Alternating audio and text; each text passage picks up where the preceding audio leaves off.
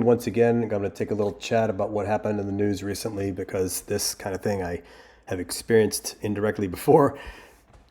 Private 2, PV2 Travis King in the US Army, split across the North Korean border. He was facing minor disciplinary measures and under the UCMJ was probably going to get an Article 15. And for those of you who don't know, UCMJ, Uniform Code of Military Justice, Article 15, it's a non-judicial punishment for minor infractions. It's letting commanders deal with privates who might get rambunctious and get into fights with each other and not cause too much trouble, but it's designed to keep them out of the criminal justice system and let the commanders be able to rehabilitate and reform some of these situations. SOFA in this case, Status of Forces Agreement. This is anytime you have U.S. troops overseas, they sign they don't sign, but the American government has a Status of Forces Agreement with the host country as to what to do in the event of a soldier or sailor, whoever it is, breaking local laws. So this might be a factor, but the details aren't really very clear. From what I've heard, it sounds like he didn't spend a whole lot of time in confinement, which tells me he was probably brought in by the MPs, maybe turned over by the Korean police after being arrested by them. He didn't actually go through the Korean court system, and he only spent, I think, less than a month locked up. So SOFA, I guess maybe it was minor enough that the Koreans didn't want to deal with it. They could probably still deal with it if they felt it serious enough, but on the immediate hand, they just said, the heck with it, take him away, get him out of here. And he was put into an American cell, wherever they do that in South Korea. This isn't the first time that we've seen a defection. There's been many of these things going all the way back to the Korean War. Some of them wind up dead. I heard about some of these troops that would get, they'd defect, they'd go overseas, they'd show up in some propaganda leaflets, and then next thing you know, they're floating face down in the Imjin River, which is the river that divides North and South Korea along the DMZ. So I don't think that's necessarily going to happen here, but it's a wild card as to what they might do. He's got propaganda value, definitely. They're going to use him, I think. I don't think he has any intelligence value. That doesn't mean I think he's a stupid kid, but he's a cavalry scout, Private 2, which means he's probably less than a year in the Army. And it's interesting, you almost never see PV1s past basic training. The Army likes to promote and make privates think that they're getting something. So you basically have 4 grades of Private 1, PV2, PFC, which is a third level, and then Specialist, which is E4.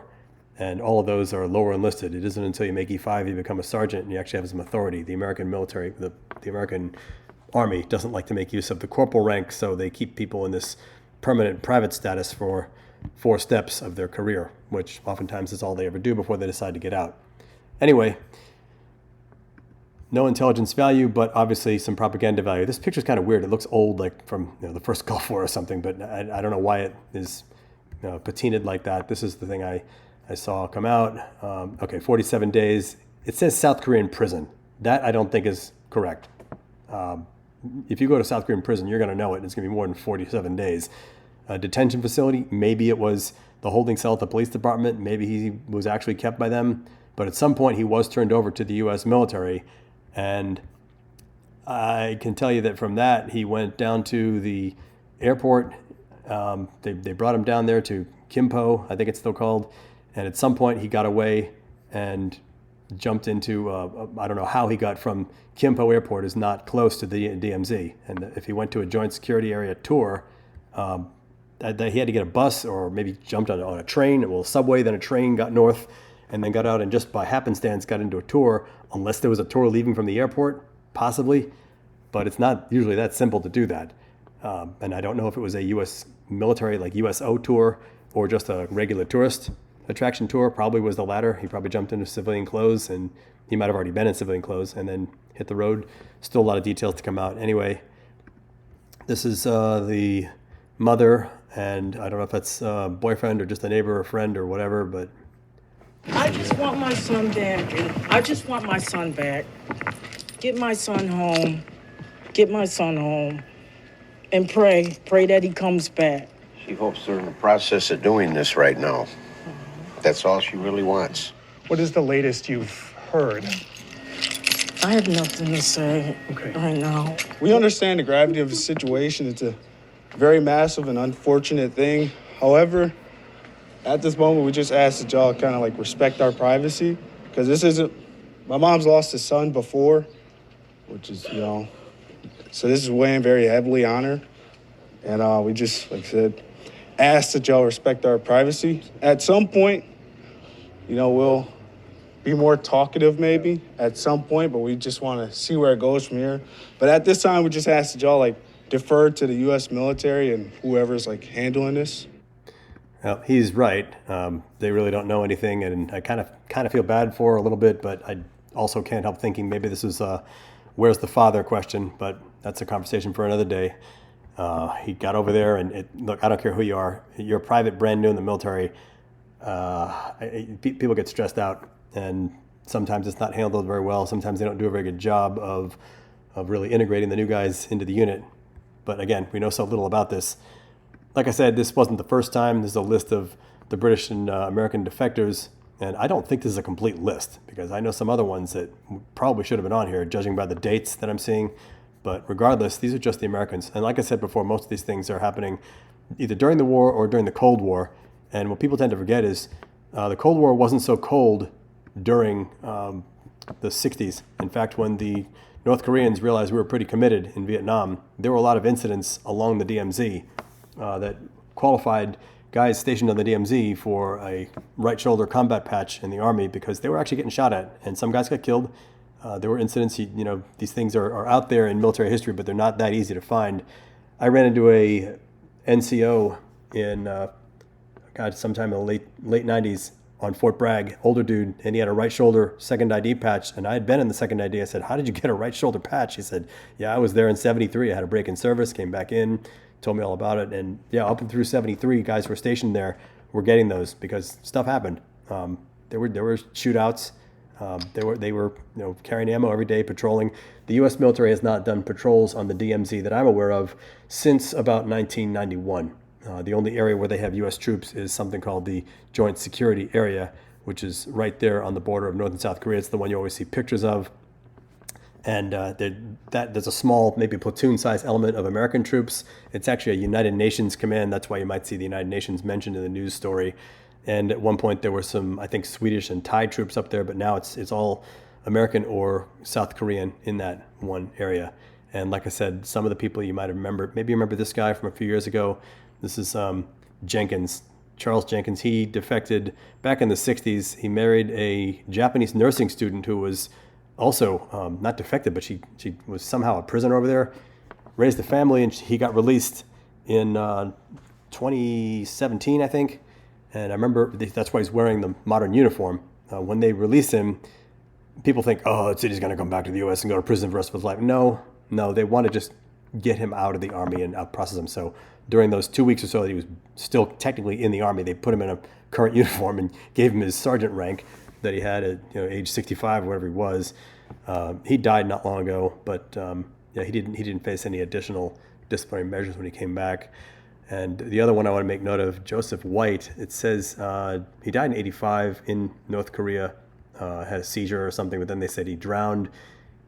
Born 61, he defected in 82. They said that he was the last one since Jenkins defected. And they said that there hasn't been another one since this more recent one. I think that's baloney because I heard when I was stationed over there, some guy in the late 80s or early 90s was a young guy in Munsan, who was where 1st and 506th Infantry was, and I think that's where he was, which is right on the border. That's not too far from the JSA area, Joint Security Area.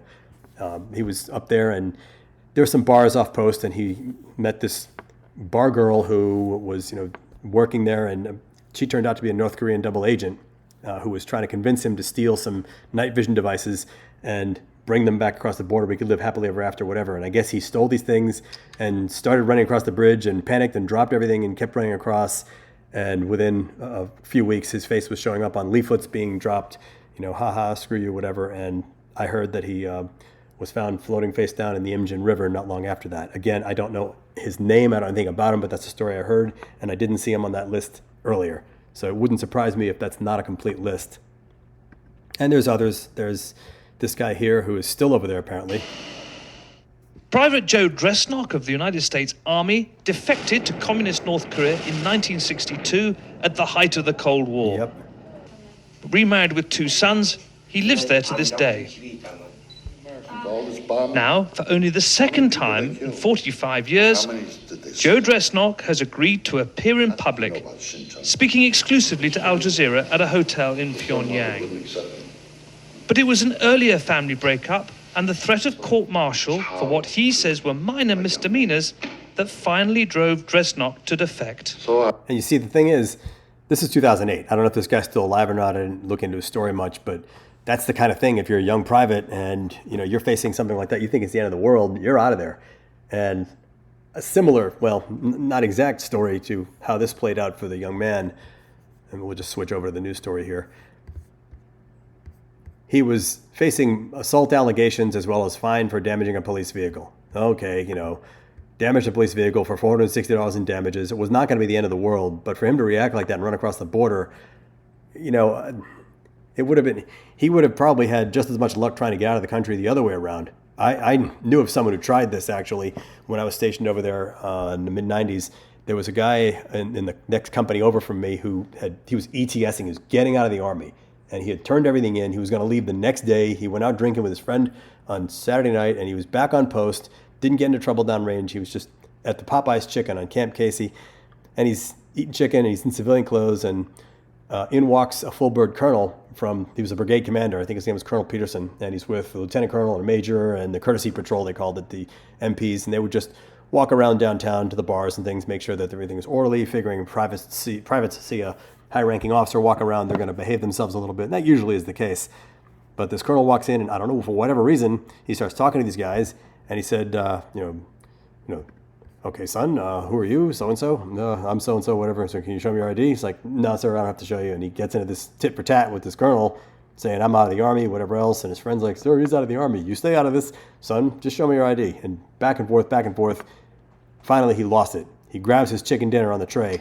Coke, chicken, everything. Throws it up at the colonel, all over him. This colonel was livid. They had to hold him back from beating his ass. The MPs right there arrested him, threw him in a holding cell that night. I saw him that night, actually, at the police station. He's yelling at the MPs. I was not there. I was not an MP. I wasn't there for that reason. I went in for totally something else, and no, I was not in trouble. Anyway, they brought him back to his company, and his company, I guess, sent him back to his barracks room. The next morning, he gets on a bus with his suitcase and duffel bag, whatever, hightails it down to the Kimpo airport. Expects to get on a plane and fly home. He probably could have if he'd gotten out of there a little sooner, but maybe they were just a little more on the ball. They called up, they stopped him, they brought him back. And by the way, you can't leave without a set of orders, so that might have also been a problem. Although the only people you show the orders to are airport employees, and they don't know a set of orders from a lottery ticket. So this kid probably could have forged a set, gotten out of there, I don't know. But his instinct was to run north, which, not the way I would have played it. I would have at least tried to get out by going down south. Anyway, here's a DMZ tour. And once again, these DMZ tours aren't that easy to just jump into. I tried going to a DMZ tour, and I had to book it, and it wound up getting canceled for some other reason. Ironically, I was in South Korea when Donald Trump happened to visit, and Donald Trump was going to go to the DMZ. They canceled all the tours. All right, so the one chance I get to go to the DMZ as a tourist, I couldn't go. So I've never actually seen the village, but I've seen all the other areas around there. And yeah, here you go. Soldier spent time in U.S. military detention in Pyeongtaek, South Korea. Okay? Following the October debacle. So this happened in October. And maybe he was... Yeah, it looked like he went to I guess, holding cell, maybe prison for a little while, and set to fly back on Tuesday. Maybe he was going to face some more discipline, but for whatever reason, he didn't want that. So I don't know. There was more to the story, I guess. And he just reacted. He went north. So if he'd already spent some time in detention, I don't know what they were going to do flying back. I don't know. We'll find out more as this thing develops. But he went and just hit the road, ran across the border. This is not the crossing. This is a tourist. This is near there. That's why they have all these barriers set up. But that's not the actual crossing into North Korea. Gateway to unification. They have that a little bit further back. So I don't know if he crossed over at the village or at some other crossing. But he ran right across, and of course his family has no idea. This is minor compared to some of the things that happened over there. When I was stationed there, this happened. Now this came out in 1996, but this Private Munich, he was in the company next to me.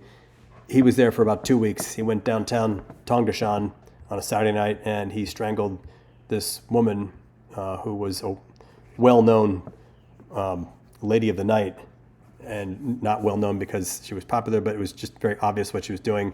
And she would stand in the alley wearing a white outfit, and I saw her standing there. We all sort of knew what she was up to. No, I was not a customer, but this guy, I guess, got with her, got into an argument, slashed her neck with a knife, and killed her. It was awful, and he got sent to prison over there.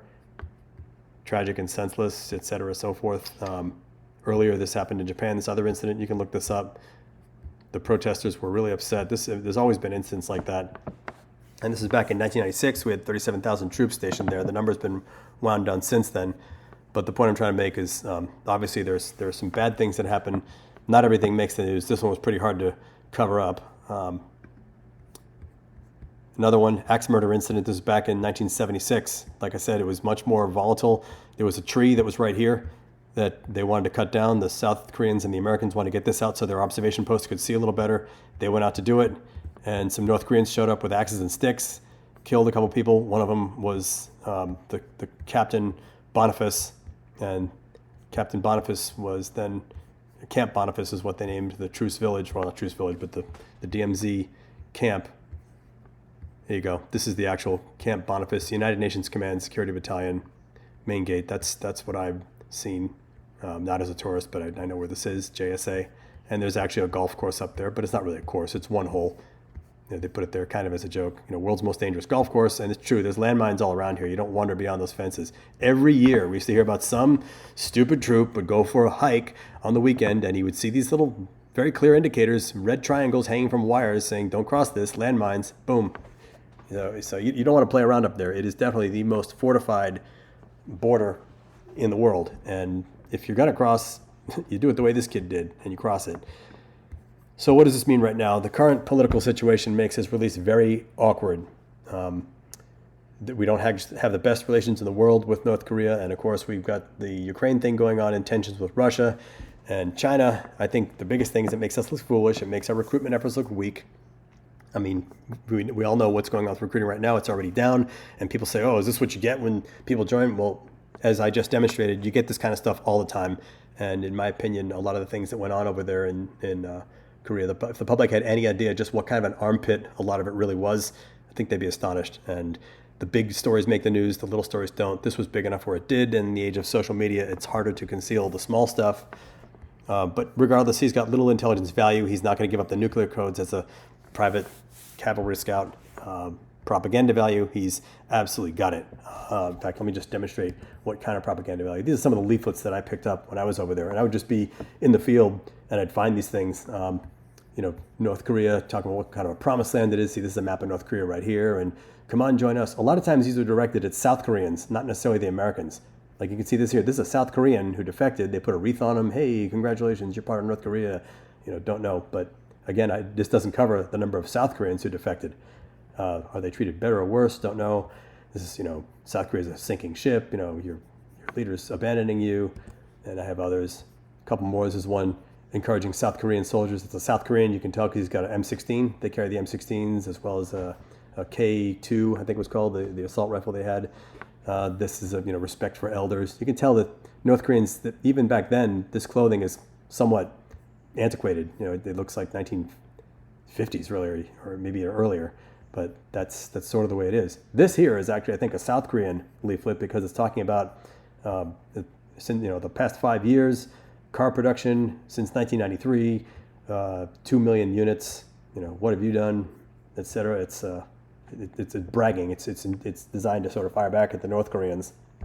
This kind of stuff goes on all the time at the border. They send up a balloon loaded with leaflets, and then it drops the leaflets over an area where they think the South Korean or sometimes US troops are going to be. We've been in training missions in the North Korean border, not too far from there, and they'll start playing music or speeches in the middle of the night. They know you're trying to sleep, and they're trying to wake you up. And sometimes it's music, sometimes it's directed at South Korea, sometimes it's directed at the US if they know that we're there. But regardless, I would not be surprised to see South Korean troops, or South Korean leaflets, what am I trying to say, North Korean leaflets pop up in South Korea with his picture on them. Don't know. If they keep him for years, they're more likely to do that. If it's just days and negotiating and let him go, then maybe not.